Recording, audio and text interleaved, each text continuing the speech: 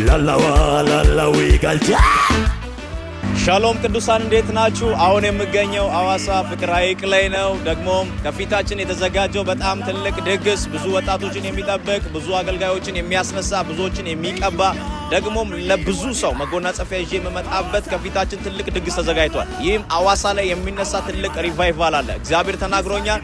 ብዙ እናቶችን፣ ብዙ አባቶችን፣ ብዙ ወጣቶችን እግዚአብሔር እየቀባ የሚያስነሳበት የብዙ ሰዎች ኢኮኖሚ የሚቀየርበት የብዙ ሰዎች አይን የሚከፈትበት ከባድ የሆነ ኢንካውንተር ጊዜ ነው የምናሳልፈው። ኢየሱስን ለማየት ረሃብ ያላችሁ ከመላእክቶች ጋር የሚገናኙበት ትልቅ በረከት ነው የሚለቀቀው። ማንም ሰው እንዲቀር አያስፈልግም። ለብዙ ሰው ይሄን ቪዲዮ ሼር አድርጉ።